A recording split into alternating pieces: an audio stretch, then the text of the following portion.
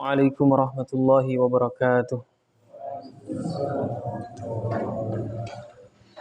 Innal hamdalillah nahmaduhu wa nasta'inuhu wa nastaghfiruh wa na'udzu billahi min shururi anfusina wa min sayyiati a'malina. Man yahdihillahu fala mudilla lahu wa man yudlilhu fala hadiya lahu. Wa asyhadu an la ilaha illallah wahdahu la syarika lahu wa asyhadu anna nabiyyana Muhammadan 'abduhu wa rasuluh. Allahumma salli wa sallim wa barik ala nabiyyina Muhammad wa ala alihi wa ashabihi wa man tabi'ahum bi ihsanin ila yaumiddin. Amma ba'du. Kaifa halukum ayyuhal ikhwah jami'an? Alhamdulillah. Naltaqi marratan ukhra wa ahlan wa sahlan wa marhaban bi hudurikum jami'an fi hadzal fasl al-mubarak. Wa insyaallah fi hadhihi al-lailah sanuwasilu darsana min haitsu tawaqqafna indahu fil liqa'il madhi.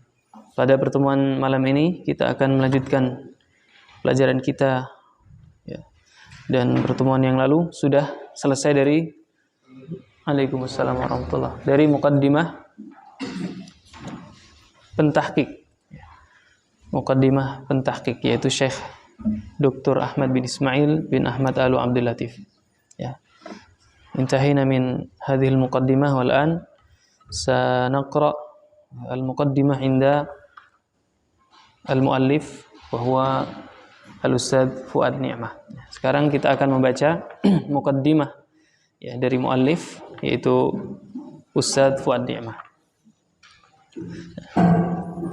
Halaman 31 ya. Ya di sini ya. Muqaddimah ini dimulai dengan bismillahirrahmanirrahim, kemudian Mulakhasu Qawaidil Lughatil Arabiyyah. Nah, ini adalah judul asli dari kitab ini, yaitu Mulakhas Qawaidil Lughatil Arabiyyah. Kemudian seperti yang telah dijelaskan kemarin, bahwasanya kitab Mulakhas Qawaidil Lughatil Arabiyyah ini ditahqiq oleh Dr. Ahmad bin Ismail bin Ahmad Alu Abdul Latif, kemudian diberikan judul At-Tuhfatul Bahiyah ala Mulakhasi Qawaidil Lughatil Arabiyyah. Setelah ditahqiq dan juga diberikan ta'liq. Nah, muqaddimatu at-tab'ati at-tasi'ati wal 'ishrin. Ya, ini wal 'ishrin bukan wal 'ishrun ya. Muqaddimatu at-tab'ati at-tasi'ati wal 'ishrin. Muqaddimah cetakan yang ke-29. Ya'taqidul katsiruna anna qawaid al-lughati al-arabiyyati ala janibin kabirin min as-su'ubati wat-ta'qidi bihaitsu yata'adzaru ala ayyi syakhsin an yulimma biha ilmaman kafiyan ma lam yatakhassas fi dirasatiha. Nah, muallif di sini mengatakan bahwasanya banyak dari manusia menganggap bahwasanya kaidah bahasa Arab ini ya, memiliki kesulitan yang ya, banyak gitu ya. Memiliki kesulitan.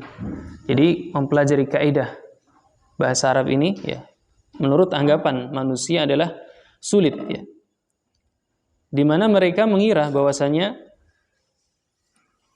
ya seseorang ya, akan sulit, yaitu akan yata'adzar ya, akan berudzur, artinya tidak bisa untuk mempelajari ya, bahasa Arab atau kaidah-kaidah bahasa Arab ini secara sempurna jika dia tidak melakukan takhassus pada belajar bahasa Arab, dalam belajar bahasa Arab ini. Jadi manusia mengira mempelajari kaidah-kaidah bahasa Arab ini sulit ya, kalau dia tidak bertakhassus. Artinya tidak mengambil secara spesialis seperti itu. Jadi mengkhususkan diri untuk mengambil ilmu kaidah-kaidah bahasa Arab ya. Jadi menurut banyak manusia akan sulit ya, kalau tidak mengkhususkan diri untuk belajar bahasa Arab. Wa yarji'u sababu hadzal i'tiqadi ila anna hadhihi al-qawa'ida yatimmu dirasatuha bi suratin mujazza'atin duna rabtil kafi baina taqsimatiha al-mukhtalifah fatadhallu musyattatatan fil adhan ya. Dan sebabnya kata muallif kembali yaitu sebab anggapan ini, anggapan belajar bahasa Arab itu atau kaidah-kaidah bahasa Arab itu sulit kalau tidak ya dia bertakhusus atau mengkhususkan diri gitu dalam mempelajarinya. Dan sebab anggapan ini ya kembali kepada bahwasanya kitab-kitab yang disusun dalam bidang kaidah-kaidah bahasa Arab itu ya penyusunannya ya kurang sempurna, di mana penyusunannya mujazzaah ya, yaitu berjuz-juz, artinya terpisah-pisah seperti itu, dan tidak ada arad duna rabtil kafi, tanpa ada hubungan yang cukup. Jadi antara kitab satu dan yang kitab lainnya ya tidak terjadi hubungan yang cukup, tidak ada kaitan yang cukup seperti itu. Ya, maka karena sebab itu kaidah-kaidah bahasa Arab itu menjadi musyattatah fil adhan, menjadi terpencar-pencar dalam otak, dalam pikiran. Ya, jadi sebab anggapan mereka ya bahwasanya mempelajari bahasa Arab itu sulit ya sebabnya itu tadi, karena kitab-kitab yang disusun dalam bidang kaidah-kaidah bahasa Arab itu penyusunannya kurang sempurna, di mana disusun berjuz-juz ya, dan tidak ada Waalaikumsalam warahmatullahi tafadhol Mas, dan tidak ada kaitan yang rapi seperti itu ya. Kemudian nanti beliau juga akan menjelaskan ya bahwasanya kitab ini ya penyusunannya berbeda dari kitab-kitab yang lainnya.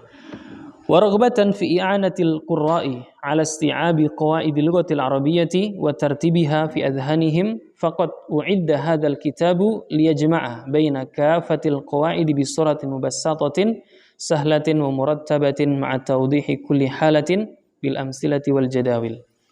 Nah, dan dalam rangka menginginkan atau ingin ya atau suka untuk menolong atau membantu para qurra ya, para insyaallah ya laron, para pembaca ya, agar mereka bisa menguasai kaidah-kaidah bahasa Arab dan bisa kaidah-kaidah bahasa Arab ini tersusun rapih di pikiran mereka, maka kitab ini disusun dan disiapkan ya dengan metode yang mengumpulkan seluruh kaidah-kaidah bahasa Arab ya dengan bentuk yang atau dengan metode yang menjelaskan, yang mubassatah yang di situ dijelaskan, dan yang sahlah yang mudah dan yang tertata, bersamaan dengan itu juga ma'at-tawdih kulli halatin ya, dengan dijelaskan setiap keadaan-keadaan dari kaidah-kaidah bahasa Arab tersebut dengan contoh-contoh dan juga jadwal atau bagan-bagan.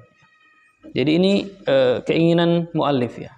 Beliau melihat bahwasanya kitab-kitab yang disusun dalam bidang bahasa Arab itu kurang rapih penyusunannya dan terpisah-pisah ya. Terkadang kaidah, ada kitab yang khusus membahas kaidah nahwu sendiri ya. Nanti kitab lain membahas khusus kaidah sharaf sendiri. Maka kitab qawaid atau mulakhas qawaidil lughatil arabiyyah ini tidak demikian. Ya, jadi disusun dengan rapi ya, dan di situ dikumpulkan seluruh ya kaidah-kaidah bahasa Arab ya, dengan metode yang menjelaskan ya, yang gamblang menjelaskan dan mudah dan juga tersusun dengan rapi, dan juga di situ berisi penjelasan dan juga berisi contoh-contoh dan juga bagan-bagan. Wa yasurruni an ataqaddama bit tab'ati at-tasi'ati wal 20 minhu ba'da nafadi at-tab'ati as-sabiqah. Dan beliau senang bahwasanya beliau mengajukan untuk mencetak kitab ini lagi, yaitu cetakan yang ke-29 ya, setelah cetakan-cetakan yang lain itu habis ya. Jadi ini kitab yang kita pegang ini adalah cetakan ke-29. Wa qad uttubi'a fi at-tab'ati at-tasi'ati wal 20 al-uslub wa tartibul ladhani uttubi'a fi at-tab'ati as-sabiqati ma'a mazidin min al-amthilati wasyarhi wal idah. Dan cetakan yang ke-29 ini ya, diikuti dengan metode-metode dan urutan-urutan yang juga ada pada cetakan-cetakan yang sebelumnya, tetapi di sini ditambah dengan contoh-contoh, dengan syarah dan juga dengan penjelasan. Jadi ini cetakan yang ke-29 itu berisi hal-hal yang tercakup di cetakan sebelumnya, dan juga di sini terdapat tambahan berupa contoh-contoh, syarah dan juga penjelasan. Nah, ya. Kita lanjutkan nanti. Yang penting kita mengetahui secara global ya isi kitab ini. Hadza wa tashmalu qawaidul lughati al-arabiyyati naw'aini minal qawaid. Ya. Qawaidun nahwi wa qawaidus sarfi. Atau qawaidun nahwi wa qawaidus sarfi wa takhtassu qawaidun nahwi bi tahdidi wadhifati kulli kalimatin dakhilal jumlah wa dhabti awakhiril kalimati wa kayfiyati i'rabiha. Ay anna qawaidan nahwi tanzuru ilal kalimatil arabiyyati min haitsu innaha mu'rabatun ay yataghayyaru syaklu akhiriha bi taghayyuri mawqi'iha fil jumlah aw mabniyatun ay la yataghayyaru syaklu akhiriha bi taghayyuri mawqi'iha fil kalam. Nah, jadi beliau menjelaskan bahwasanya kitab ini mencakup dua jenis kaidah bahasa Arab, yaitu yang pertama qawaidin nahwi, kaidah-kaidah nahwu, dan yang kedua qawaidis sarfi. Dan yang kedua adalah kaidah sharaf. Jadi semuanya tercakup dalam kitab ini. Kemudian beliau menjelaskan bahwasanya kaidah nahwu itu menjelaskan tentang kedudukan sebuah kata di dalam jumlah, yaitu kata tersebut apa? Mu'rab atau mabni. Disebutkan di sini yataghayyaru syaklu akhiriha bi taghayyuri mawqi'iha fil jumlah atau mabniyah ay la yataghayyaru syaklu akhiriha sampai akhir. Jadi kaidah nahwu itu kata beliau menjelaskan tentang kedudukan sebuah kata di dalam kalimat. Kata itu apakah mu'rab ataukah mabni? Yang dimaksud dengan mu'rab adalah bentuk atau harokat akhir dari kata tersebut berubah. Misalnya Ja'a Muhammadun. Ini contoh dari ana. Misalnya Ja'a Muhammadun. Muhammad telah datang. Maka ini disebut dengan apa? Mu'rab. Muhammad ini isim mu'rab. Ra'aitu Muhammadan. Aku melihat Muhammad. Mu'rab dia bisa berubah dari marfu' menjadi mansub. Ja'a Muhammadun, ra'aitu Muhammadan, marartu bi Muhammadin. Jadi pada kalimat pertama Muhammadun, kemudian kalimat kedua Muhammadan, kalimat ketiga Muhammadin. Ini yang disebut dengan mu'rab yang dijelaskan oleh muallif di sini. Atau mabni, yaitu kata yang tidak berakhir atau tidak berubah huruf atau harokat huruf akhirnya. Misalnya seperti isim isyarah atau isim dhamir. Hada itu tidak berubah harokat akhirnya dimanapun dia berada. Nanti insya Allah akan dijelaskan kalau kita sudah masuk ke kaidah-kaidah. Ini hanya muqaddimah. Kemudian kitab ini selain berisi kaidah nahwu juga berisi kaidah sharaf. Amma qawaidus sarfi fatakhtassu bi binyatil kalimatil arabiyyati wa ma yatra'u 'alaiha min taghyirin bi ziyadati aw bin naqsi. Adapun kaidah sharaf maka ini khusus mempelajari bentuk kata dalam bahasa Arab. Bentuk kata dalam bahasa Arab. Dan apa-apa yang terjadi pada kata tersebut, maksudnya perubahan yang terjadi, baik perubahan tersebut dengan ziyadah, dengan tambahan, atau dengan naqs, dengan pengurangan. Nanti insya Allah akan dibahas. Intinya kitab ini mencakup apa? Kaidah-kaidah nahwu dan kaidah-kaidah sharaf. Kemudian waqad tamma taqsimul kitabi ila juz'aini, juz'un awwalun wa yashmalu qawaidan nahwi wa juz'un tsanin wa yatadammanu qawaidas sarfi. Dan kitab ini telah sempurna pembagiannya menjadi dua juz. Dua bagian, dua juz. Juz yang pertama mencakup kaidah-kaidah nahwu dan juz yang kedua mencakup atau berisi kaidah-kaidah sharaf. Kemudian dijelaskan di sini al-juz'ul awwalu, juz yang pertama mencakup kaidah-kaidah nahwu dan kita ringkas ya. Di sini disebutkan ada 6 bab Ada 6 bab. Kaidah nahwu ini ada 6 bab. Kemudian juz yang kedua yashmalul juz'ul tsani qawaidas sarfi. Juz yang kedua mencakup kaidah-kaidah sharaf dan pada juz yang kedua ini ada 5 bab disebutkan oleh muallif. Jadi juz yang pertama kaidah nahwu ada 6 bab, juz yang kedua kaidah sharaf ada 5 bab Kalau juz yang pertama qawaidun nahwi ini di halaman 35 halaman 35 yaitu halaman 35. Adapun kaidah sharaf maka di belakang halaman berapa ini? Halaman 256. Ini kaidah-kaidah sharaf di belakang. Jadi kitab ini mencakup kaidah-kaidah nahwu dan kaidah-kaidah sharaf ya. Nah, jadi ini muqaddimah dari muallif. Kemudian di akhir beliau mengatakan waqad ulhiqa bi kulli juz'in minal kitabi majmu'atun minal jadawil tadammanat suratan mubassatatan wa wadihatan liqawaidin nahwi wasarfi bihaitsu yakfi liqari'iha an yata'ammalaha lahadhatin hatta yusbiha mulimman ilmaman kamilan bi kulli ma hawathu. Jadi berisi jadawil, berisi bagan-bagan. Kurang lebih beliau menjelaskan seperti itu ya. Berisi bagan-bagan. Kemudian wa yatabaru hadzal kitabu bi juz'aihi al-madhkuraini mulakhasan wafiyan wa marja'an haman li talabati kulliyati lughatil arabiyyati wal adabi wal i'lam wal madaris bi jami'i marahiliha id yu'tihim suratan wadihatan wa syamilatan wa murattabatan li kafati qawaidin nahwi was sarfi wa yumakkinuhum min tajmi'i ma tashattatat fi adhanihim. Ya, kemudian beliau dalam paragraf ini menyebutkan bahwasanya kitab ini bisa menjadi marja', menjadi rujukan ya, untuk para penuntut ilmu. Ya, bahkan beliau menyebutkan marja'an haman, yaitu rujukan yang penting. Ya, yang penting bagi para penuntut ilmu. Kama yu'addu aidan marja'an mufidan likulli man yarghabu fil ruju'i ila qa'idah min qawaidil lughatil arabiyyati wa bi sifatin khasatin li mudarrisi al-lughatil arabiyyah walil 'amilina bil masalih wal hay'at wasyarikat al-mukhtalifah idh yusa'iduhum ala tadhakkuri qawaidil lughatil arabiyyati wa yu'inuhum fi tajannubil akhta'in nahwiyyah wal lughawiyyah fima yuharriruna min makatibat jama' maktabat jama' makatib jam'ul jama' ya. Nah, makatibat mukhtalifah. Wallahu waliyut taufiq wa huwa ni'mal maula wa ni'man nasir. Ya, yang paragraf yang terakhir ini beliau menjelaskan ini juga menjadi rujukan yang penting. Waalaikumsalam warahmatullahi wabarakatuh. Bagi ya para guru bahasa Arab dan juga bagi orang-orang yang ya pekerjaannya berkaitan dengan bahasa Arab. Ya.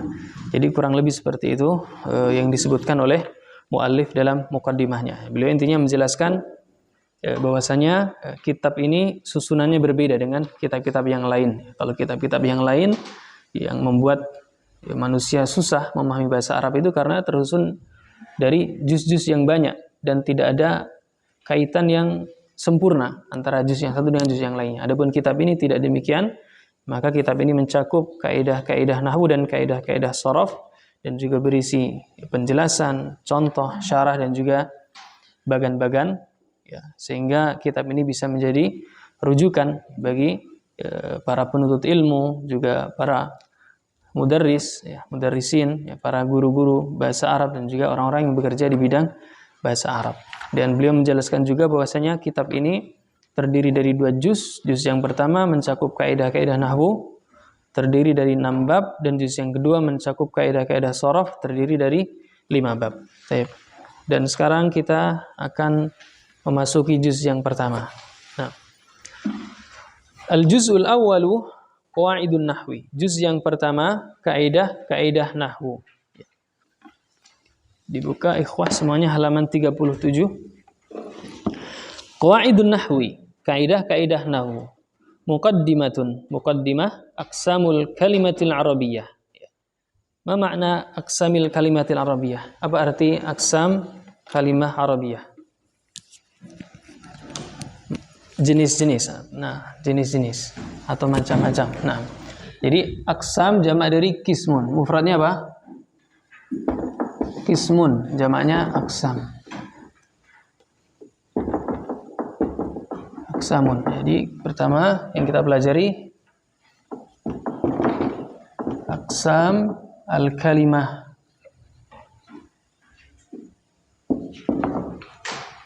al-arabiyyah.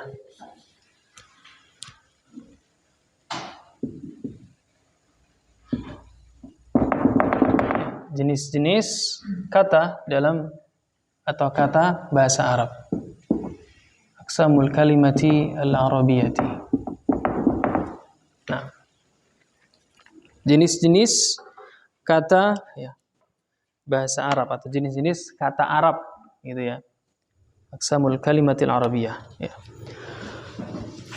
An-nahwu qawaidu yu'rafu biha wadhifatu kulli kalimatin dakhilal jumlah wa dhabtu awakhiril kalimati wa kaifiyatu i'rabiha. Nah, ini sambil Anda baca antum bisa mengharokati gitu ya. Semuanya. Jadi muallif di sini menjelaskan nahwu itu adalah qawaidu yu'rafu biha wadhifatu kulli kalimatin dakhilal jumlah. Adalah kaidah-kaidah yu'rafu biha yang dengannya diketahui wadhifatu kulli kalimatin dakhilal jumlah. Tugas, wadhifah itu tugas atau amalan ya. Amalan ya. Kalau biasanya disebut dengan amalan, tugas sama saja. Jadi kaidah-kaidah yang dengannya diketahui tugas atau amalan setiap kata. Kulli kalimatin, setiap kata dakhilal jumlah. Yang berada di dalam jumlah. Jumlah itu apa? Kalimat. Jumlah itu kalimat. Jadi ya, sebelum kita lanjut lebih jauh, kita harus ketahui kalau kalimah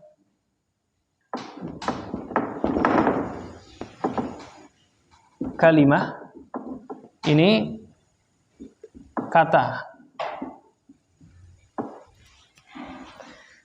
Kalau jumlah ini apa? Kalimat.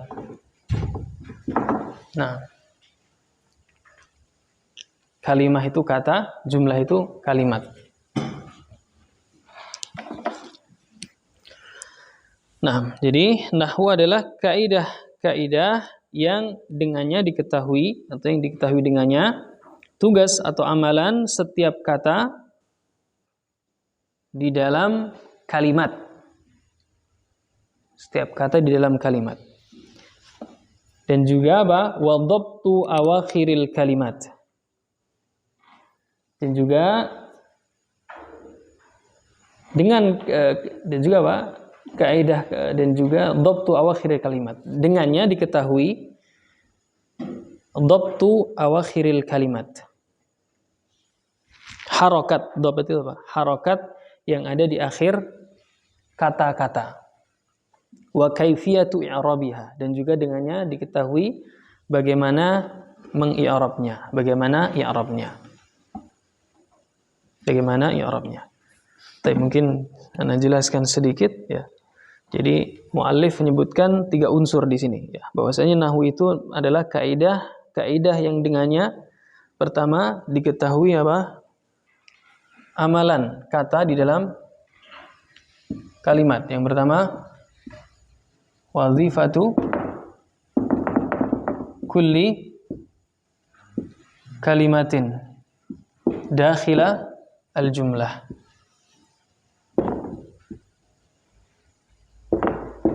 Kemudian yang kedua diketahui juga dengan kaidah nahwu itu apa?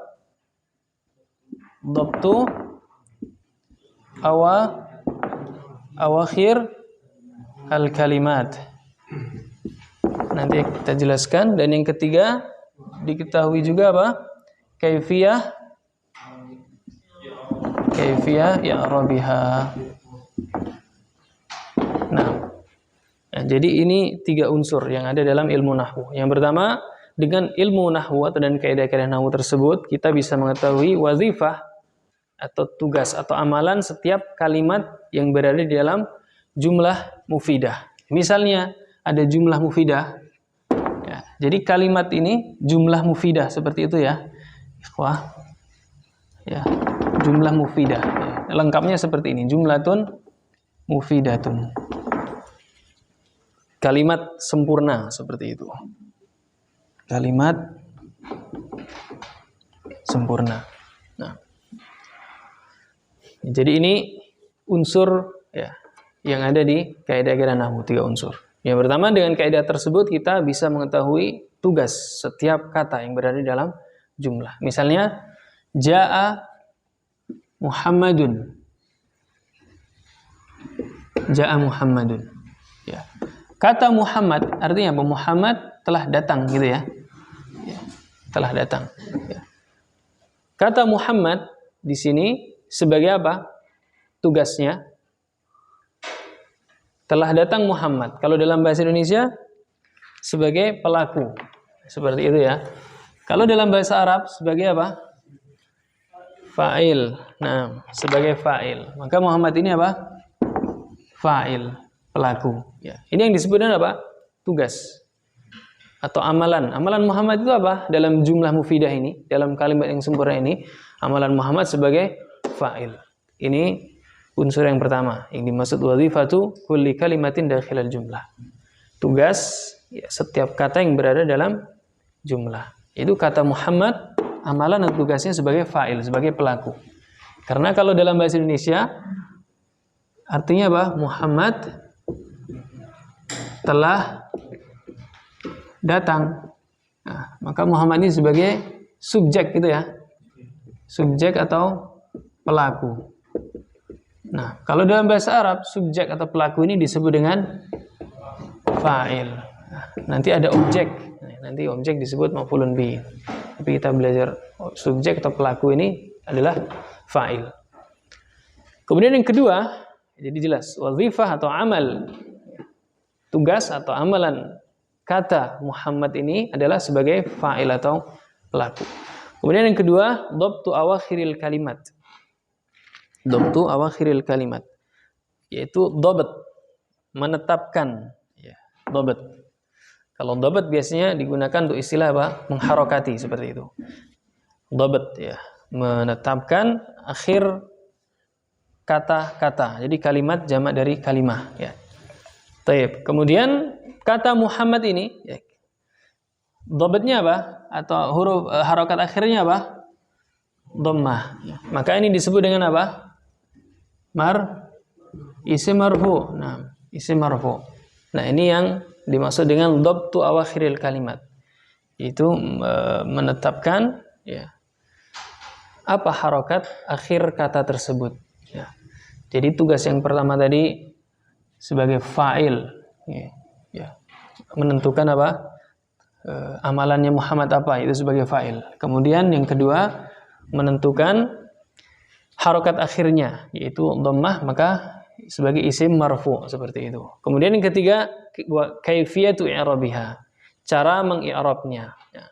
Adapun i'rabnya apa? Gimana cara mengi'rab Muhammad ini? Muhammadun fa'ilun.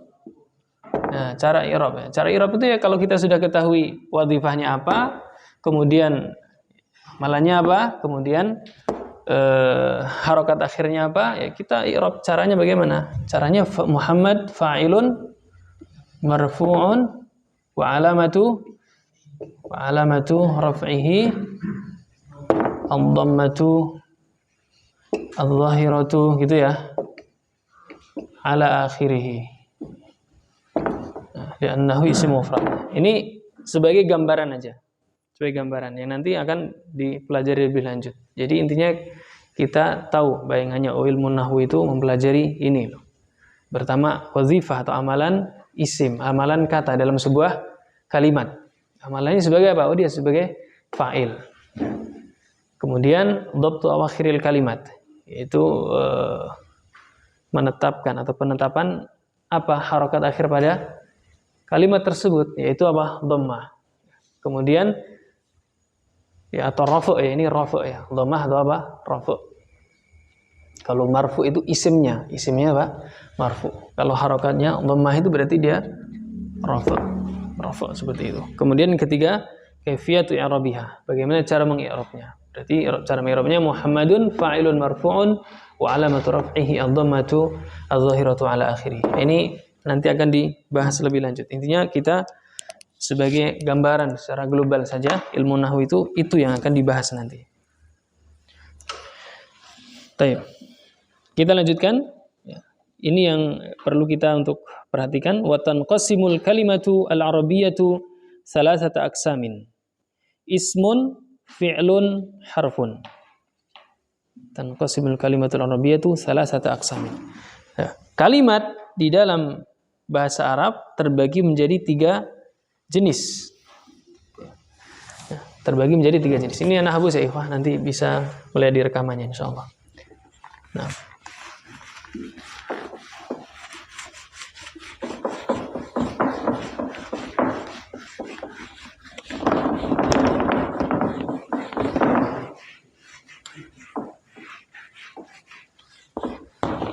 kita kembali ke aqsamul kalimatil arabiyyah, jenis-jenis kata dalam bahasa Arab. Ya. Wa tanqasimul kalimatul arabiyyatu salasata aqsamin. Ya. Kata di dalam bahasa Arab ini terbagi menjadi 3. Ya. Kata atau apa tadi? Kalimah. Ya. Dalam bahasa Arab terbagi menjadi 3. Yang pertama apa itu? Ismun, yaitu isim gitu ya. Kemudian yang kedua fi'lun. Kemudian yang ketiga harfun.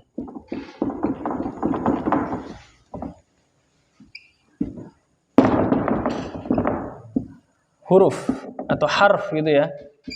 Ya, harf ya, biar kita agak sama dengan istilah Arabnya. Ya. Seperti fi'il mudhari. Orang menyebutnya fi'il mudhari. Mudhari. Nah, jadi kalimat atau kata dalam bahasa Arab terbagi menjadi 3. Yang pertama ismun, yaitu isim. Yang kedua fi'lun, yaitu fi'il. Dan yang ketiga harfun, yaitu huruf. Dan penjelasannya ada di halaman yang setelahnya. Nah, nomor 1, alismu, isim. Apa itu isim? Huwa kullu kalimatin. Nah, kalau dalam bahasa Indonesia kata benda gitu ya. Kata benda. Ya. Tapi kita baca ta'rif atau pengertian dalam bahasa Arabnya ya. Huwa kullu kalimatin tadullu ala insanin au hayawanin au nabatin au jamadin au makanin au zamanin au sifatin au ma'na mujarradin minaz zaman. Au ma'nan bisa, au ma'nan mujarradin minaz zaman. Nah, isim adalah ya, huwa itu adalah. Tidak selalu berarti dia gitu ya, tapi bisa berarti adalah. Nah, isim adalah setiap kata, kullu kalimatin, setiap kata tadullu ala insanin, yang menunjukkan seseorang, au hayawanin, atau binatang, au nabatin, atau tumbuhan, au jamadin, atau benda mati, au makanin, atau tempat,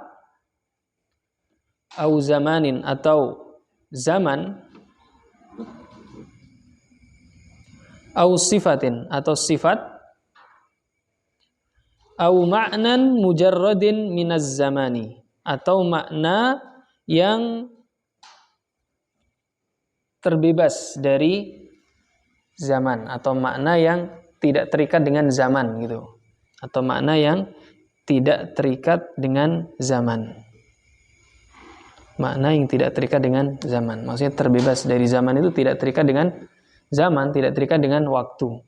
Itulah isim. Berbeda dengan fi'il. Kalau fi'il nanti terikat dengan waktu. Ada madhi, mudhari, dan amr. Ya. Jadi isim adalah setiap kata yang menunjukkan seseorang, atau hewan, atau tumbuhan, atau benda mati, atau tempat, atau waktu, atau sifat, atau makna yang tidak terikat dengan waktu. Mislu, contohnya, rajulun. Apa arti rajulun? Laki-laki. Laki-laki. Bainal qausain, dalam kurung ini insan. Seseorang gitu ya, atau manusia.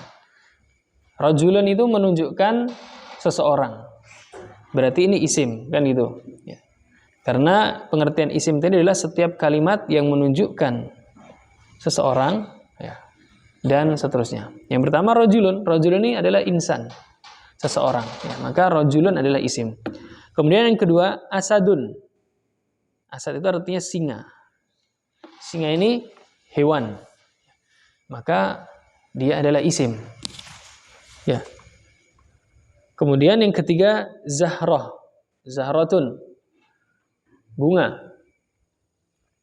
Bunga ini adalah nabat, tumbuhan. Ya. Maka zahrah ini adalah isim. Yang selanjutnya adalah haid, tembok, ya, atau dinding. Ya. Tembok atau dinding ini adalah jamad, benda mati. Ya, maka haid ini adalah isim. Ya, karena haid ini kata yang menunjukkan benda mati, ya, yaitu tembok. Maka dia adalah isim, jamad. Ya. Kemudian al-Qahirah, Kairo. Kairo ini makan, tempat. Ya. Berarti al-Qahirah ini adalah isim karena ini adalah kata yang menunjukkan tempat, yaitu Kairo. Ya. Kemudian syahrun, bulan. Ya. Ini menunjukkan apa? Zaman, waktu. Ya, maka syahrun adalah isim. Kemudian nadhifun, yang bersih. Yang bersih itu apa? Sifat. Sifat, ya. Sifat. Berarti ini adalah isim karena menunjukkan sifat yang bersih. Kemudian istiqlal. Istiqlal ini menunjukkan apa? Menunjukkan apa? Ikhwah? Istiqlal itu artinya merdeka atau kemerdekaan. Hah? Tidak terikat waktu, Mumtaz. Menunjukkan makna mujarrad minaz zaman. Makna yang tidak terikat waktu. Merdeka, enggak terikat waktu. Ya. Kemerdekaan ya, adalah makna, menunjukkan kepada makna mujarrad minaz zaman, makna yang tidak terikat waktu. Nah, ini adalah pengertian dari isim. Jadi setiap kata yang menunjukkan manusia, hewan, tumbuhan, benda mati, tempat, waktu, sifat atau makna yang tidak terikat waktu. Ya, misalnya bait. Bait ini apa? Isim. Ya, karena apa? Dia jamad, benda mati. Nah. Kemudian apa lagi? Contohnya mirwahah yang di kelas. Mirwahah. Isim karena menunjukkan apa? Jamad, benda mati. Saburah, papan tulis. Isim menunjukkan benda mati. Misalnya zikri. Zikri isim karena menunjukkan apa? Manusia. Atau Muhammad gitu ya. Muhammad. Nah. Kita lanjutkan. Jelas ya sampai sini? Ikhwah semuanya? Alhamdulillah. Jadi kata dalam bahasa Arab itu hanya terdiri dari 3. Isim, fi'il, dan huruf. Kemudian selanjutnya wa yatamayyazul ismu an ghairihi minal kalimati fi annahu awalan, yang pertama yumkinu tanwinuhu. Nah, ini kita membahas tentang ciri-ciri isim. Ya. Wa yatamayyazul ismu an ghairihi minal kalimati fi annahu yumkinu tanwinuhu. Yang pertama, ya. Jadi isim itu yatamayyaz, ya. Yatamayyaz bisa ditandai, ya, atau tertandai seperti itu. Yatamayyaz. Sebenarnya yatamayyaz itu ciri khas, punya ciri khas. Ya. Isim itu bisa tertandai dari yang lainnya, dari kalimat-kalimat atau dari kata-kata, bahwasanya yang pertama apa? Yumkinu tanwinuhu. Mungkin untuk ditanwin. Jadi tulis saya terjemahannya. Ciri-ciri isim. Ya. Isim ditandai dengan yang pertama yumkinu tanwinuhu. Mungkin untuk ditanwin. Misalnya rajulun. Ya. Kata rajulun ini bisa ditanwin. Dhammah tanwin harokatnya sekarang. Ya, rajulun. Nanti bisa rajulan, bisa rajulin. Maka kalau ada kata yang bisa ditanwin, itu adalah isim. Adalah isim. Ya, berbeda dengan tadi misalnya ja'a. Ya, kata yang kita tulis di sini tadi, ja'a. Ini tidak bisa ditanwin. Tidak bisa ja'un. Tidak bisa ja'in. Tidak bisa ja'an. Maka dia bukan isim. Atau misalnya ada fi. Ya. Ini bisa ditanwin? Tidak bisa, maka dia bukanlah isim. Nanti berarti kalau tidak fi'il ya huruf seperti itu. Ya. Intinya yang pertama isim itu bisa ditanwin. Contohnya rajulun, laki-laki, kemudian kitabun, buku, ya. Syajaratun, pohon. Ini semuanya bisa ditanwin, maka ini adalah isim. Kemudian ciri yang kedua, yumkinu idkhalu al alaihi. Mungkin untuk dimasuki al. Mungkin untuk dimasuki al padanya. Mungkin untuk dimasuki al padanya. Mislu, contohnya, ar-rajulu. Jadi tadi rajulun, kemudian dimasuki al, menjadi ar-rajulu. Ya, kalau ada kata yang bisa dimasuki al, maka kata itu adalah isim. Ya, tadi rajulun bisa dimasuki al, menjadi ar-rajulu. Ya. Kalau dimasuki al, tanwinnya hilang. Ya, karena tidak bisa berkumpul antara alif lam dengan tanwin. Tidak bisa ar-rajulun, tidak bisa. Jadi kalau sudah dimasuki al, tanwinnya wajib hilang, menjadi ar-rajulu. Kemudian juga tadi kitabun dimasuki al, menjadi al-kitabu. Al-kitabu. Ya. Kemudian syajaratun bisa dimasuki al, menjadi asy-syajaratu. Ya. Ini ciri isim yang kedua, yaitu bisa dimasuki al. Pokoknya kalau ada kata yang bisa dimasuki al, maka itu adalah isim. Atau kata yang bisa ditanwin, maka itu adalah isim. Kemudian ciri yang ketiga, yumkinu idkhalu harfin nida'i alaihi. Istami'u ilal adzan.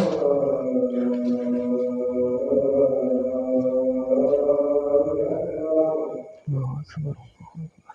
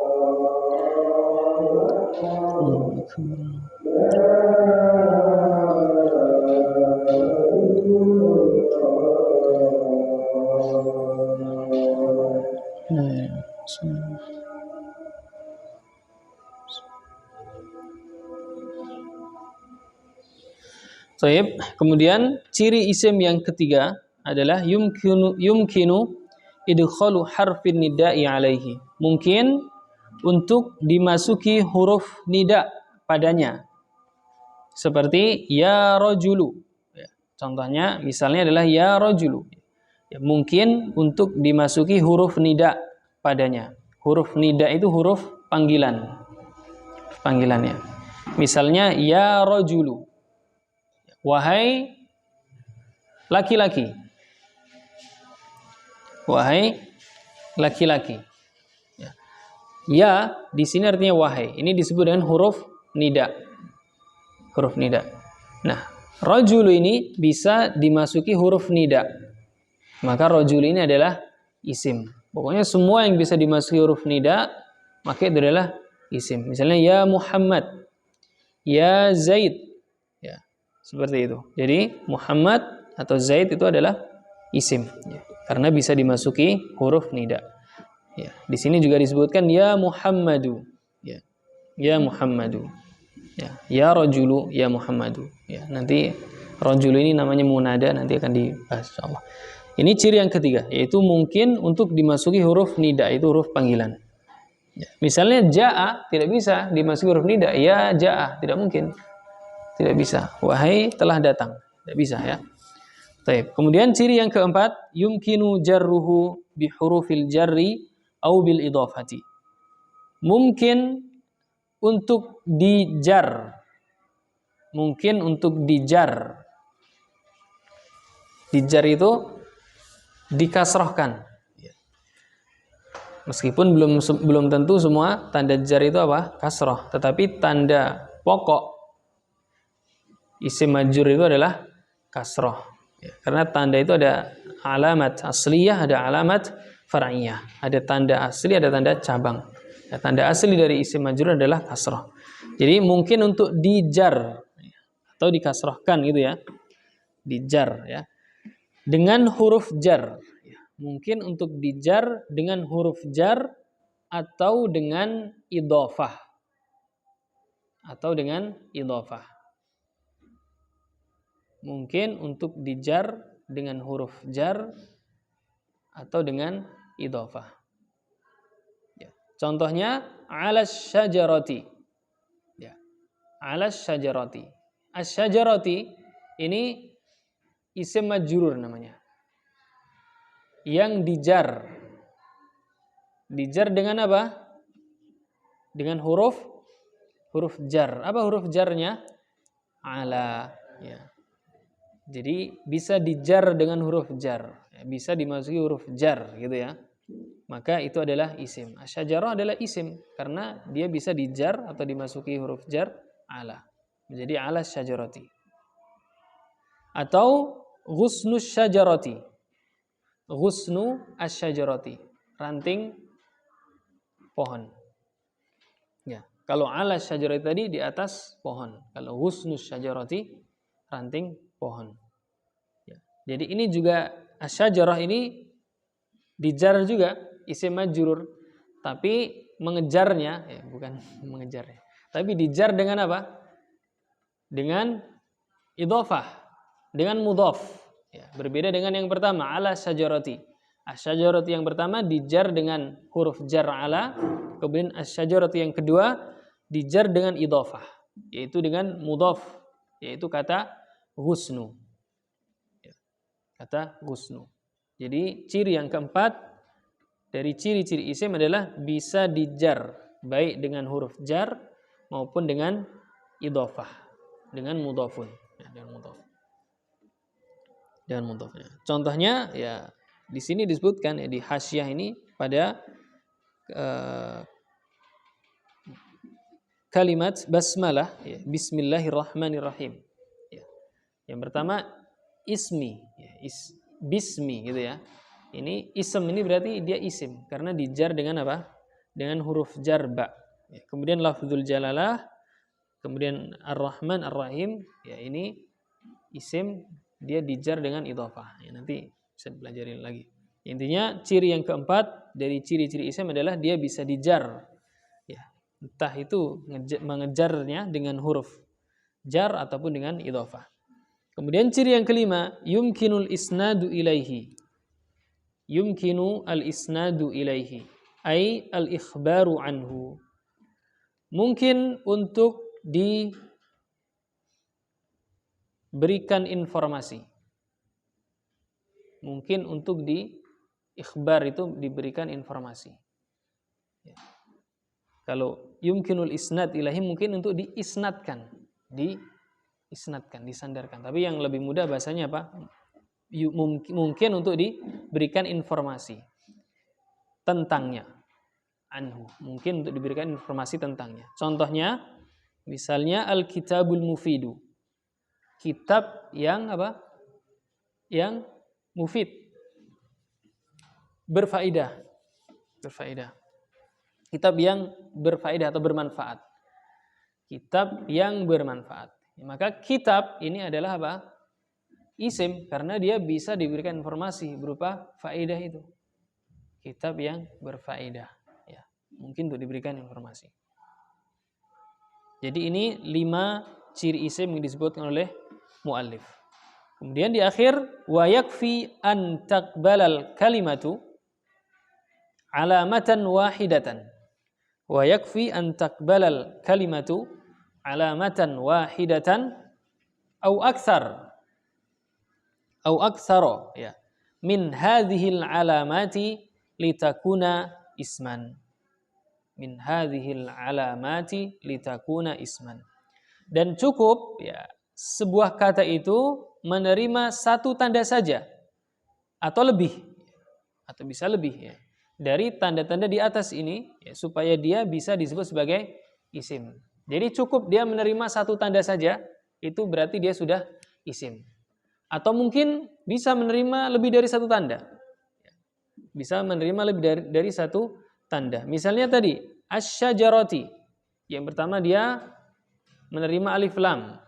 Yang kedua dia bisa menerima huruf jar. Ya. Atau misalnya ala syajaratin. Ya. Dia bisa bertanwin yang pertama, yang kedua dia didahului dengan huruf jar. Jadi bisa menerima satu tanda atau lebih. Intinya kalau sudah menerima satu tanda maka itu sudah isim gitu ya. Isim. Ya. Jadi cukup ya, sebuah kalimat itu menerima satu tanda dari tanda-tanda di atas atau mungkin lebih dari satu supaya dia bisa disebut sebagai isim. Nah, ini jenis kata yang pertama dalam bahasa Arab ya. Dalam bahasa Arab tadi kata terbagi menjadi 3 jenis. Yang pertama isim, yang kedua fi'il, yang ketiga harf. Kemudian yang kedua ya, ada al-fi'lu. Fi'il. Fi'il adalah ya, huwa kullu kalimatin tadullu ala huduthi syai'in fi zamanin khasin. Fajar, Imam.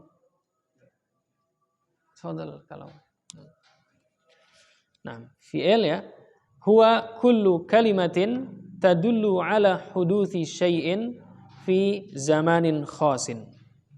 Fi'il adalah setiap kata yang menunjukkan tadullu ala, yang menunjukkan huduthi syai'in, terjadinya sesuatu fi zamanin khasin, pada waktu atau pada zaman tertentu.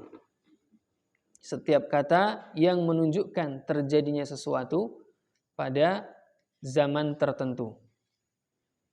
Setiap kata yang menunjukkan terjadinya sesuatu pada zaman tertentu. Jadi artinya fi'il ini terikat dengan zaman.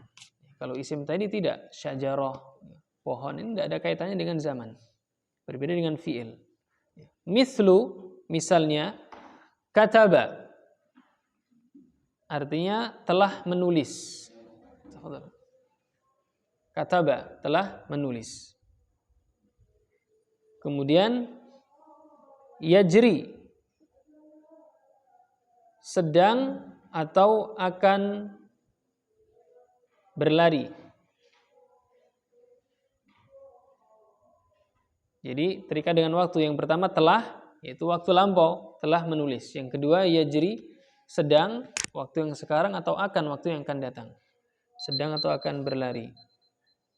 Kemudian isma. Mau komat. Kemudian isma, ya. Dengarlah. Dengarlah. Ini terikat dengan waktu, ya. Perintah, ya. Dengarlah, ya. Maka kapan waktunya? Hadir, sekarang, ya. Sekarang, terikat dengan waktu. Dengarkanlah. Berarti kapan dengarkan? Sekarang, seperti itu. Terikat dengan waktu. Tapi mungkin pembahasan kita sampai di sini dulu ya, wah, nanti kita telat salat jamaah. Ada pertanyaan? 1 menit mungkin.